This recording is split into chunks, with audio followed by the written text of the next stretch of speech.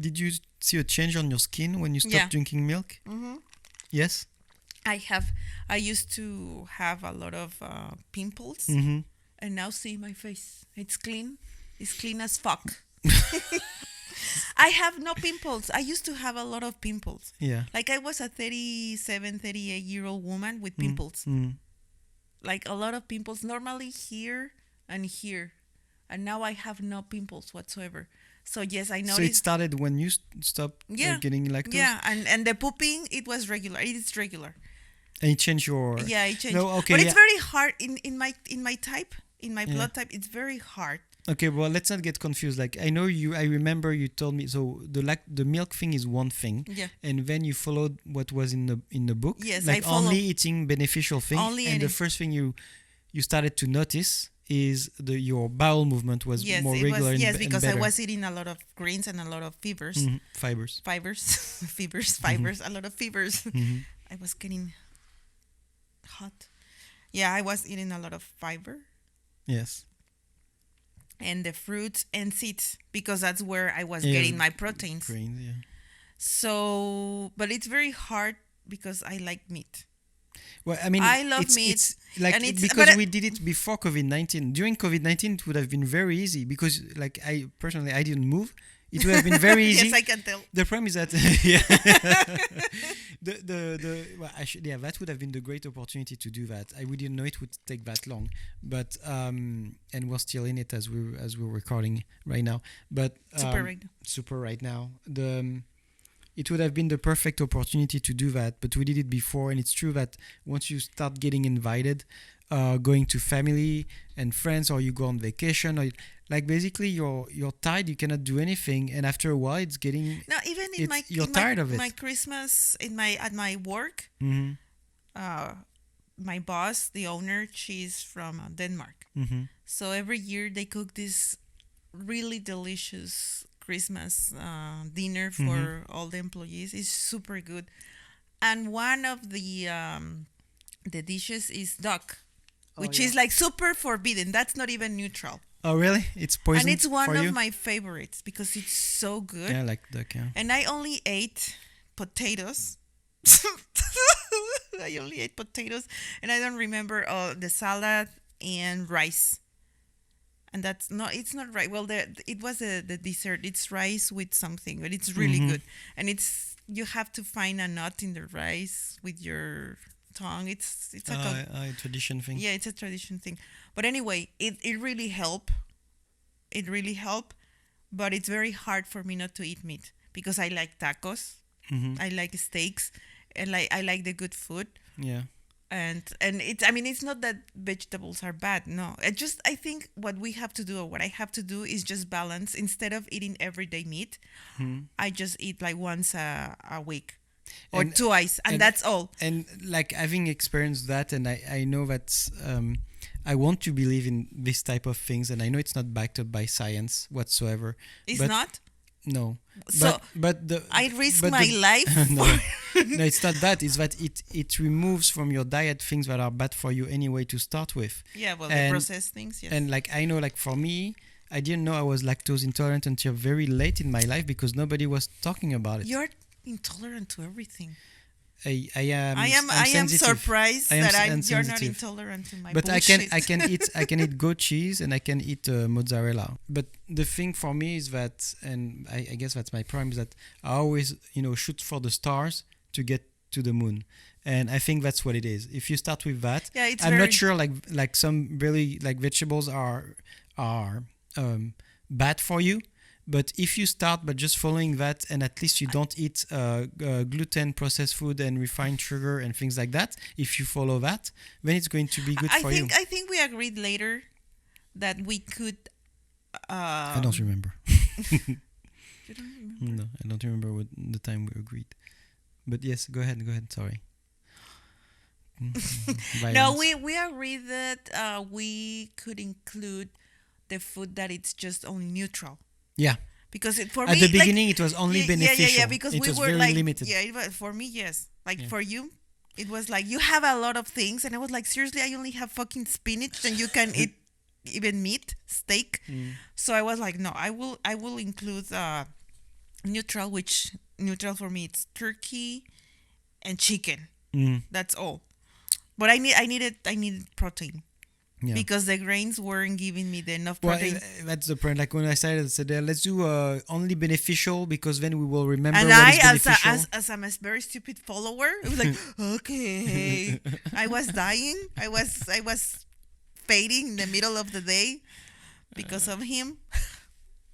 Anyway, but which I really stop is, I mean, time when my daughter wants to like hot cocoa, because I stop also to my daughter giving. She's not drinking cow milk or milk because she's developing as I was when I was a teenager. Acne. Pimples or acne. So as soon as we stop with my ex-husband, we agreed to stop giving her cheese or whatever. She is doing way much She better. cleared up. Yeah, a lot. Of course, with her acne treatment, but yeah, just I think milk is not even beneficial. I mean, it's. I love milk. Milk is one of my favorites.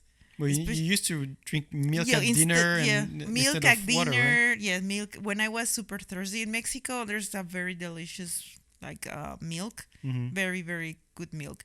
So What is it, like horchata? Oh no, like the regular no, milk. The regular milk no, is good. horchata is it's a flavored water. Yeah. But instead of drinking water, my mom used to have like this. We have a lot of milk in our fridge. So instead of pouring water, I was drinking milk. I think it's important to say, and I think I will mention that later on anyway, that for people that didn't go to other countries, milk tastes different. Yeah. In different countries. It's not that the cows are built differently; it's that they eat differently. And it's the water. And where there's a lot of everything in their environment is actually affecting the cows, the milk, yes, yeah, and the quality of the grass or that they're eating. And there are some countries that allow cows to eat certain food that are not allowed in other countries. Like I know that, in anyway, we cannot get really into that. I think we'll get into that at some point because I'm so appalled by what is actually allowed for animals to eat in some countries to get their meat or their milk or anything. But anyway, that's why we say that milk tastes different in Mexico. It tastes different. It's really good. In France. The Mexican milk is super good. And that's also why cakes. You can make the same recipe of cake in different countries. It will taste differently because the butter will not be the same because of the milk and the eggs, because it's not coming from the same chicken that are allowed to eat the same thing in the same region. Just don't eat milk. Don't drink milk. Yes. Just going back to the topic. No, I just want to finish by one thing. Anybody that tells me, "Oh, you're French. I know a very great French bakery. It tastes exactly like in France." Unless they prove to me that the butter is important, that the milk is imported from France, and that all ingredients are imported from France, then it will never taste the same. You can put the exact same... Viva la France! No, you can take the exact same ingredients with the same dosage. Yeah, it's different. It's not going to taste the same. I'm sorry. If you think it tastes the same, then you don't have any palate. You don't have any taste buds. I don't know. You are not equipped to actually make a comparison. To make a decision. It doesn't to taste... make an opinion. Yeah, it doesn't taste the same. It doesn't, because the milk doesn't taste the same. The butter doesn't taste the same. Okay, just going back. Are you done? Yeah. I need to get this out of my system. Yeah, clearly he's against people that say that it tastes as in your hometown, which I agree with him. But just I think the milk, I think it's scientifically proven that the milk is not good. It's not bad, but it's not good. It doesn't contribute to anything. Well, it's definitely not as beneficial as it was marketed to be. Yeah, no. And especially like I know in the US, like like it was, what was the commercial? Drink milk or yeah, I got milk. Got milk, yeah. I haven't seen those. Like, okay, I don't want to get into that, but it's basically always pressured by the industry, like to say, oh, this is beneficial, and then 50 years later you have like a big like a revelation that it was really really bad, and you should not have taken that. So don't believe anything that is like heavily targeted.